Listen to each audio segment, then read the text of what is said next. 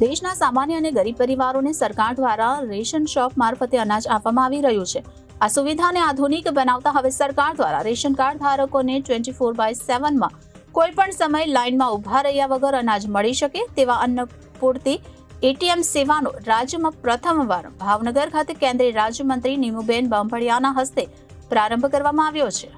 સામાન્ય અને ગરીબ પરિવારોની સુવિધામાં વધારો કરવા ભારત સરકાર તત્પર છે અને આવા પરિવારોની સુવિધામાં વધારો કરતા સ્માર્ટ એપીએસ પાયલટ પ્રોજેક્ટ અંતર્ગત રાજ્યના પ્રથમ અન્નપૂર્તિ અનાજ એટીએમનો ભાવનગર મ્યુનિસિપલ કોર્પોરેશન હસ્તકના કરચલિયાપરા ખાતે પ્રારંભ કરવામાં આવ્યો છે.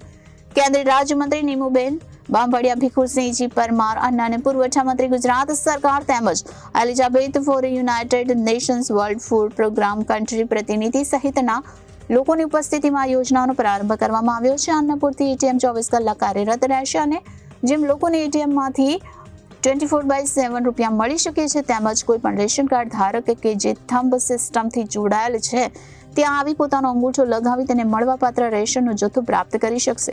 ભારત સરકાર દેશના 80 કરોડ લોકોને ફ્રી રાશન આપી રહ્યું છે ત્યારે સામાન્ય અને ગરીબ પરિવારના લોકો કે જે મજૂરી કે અન્ય કામ વડે પોતાનું ગુજરાન ચલાવી રહ્યા છે તેને લાઈનોમાં નહીં ઊભું રહેવું પડે અને પોતાના અનુકૂળ સમયે આ સ્થળ પર આવી પોતાનું રાશન મેળવી શકશે. જેમાં રાજ્ય ઉપરાંત પરપ્રાંતીય તમામ નોંધાયેલા લોકો અનાજ મેળવવાના પાત્ર રહેશે તેમજ કોઈ પણ રેશન કાર્ડ ધારકને ઓછું વજન કે અન્ય કોઈ ફરિયાદમાંથી મુક્તિ મળશે.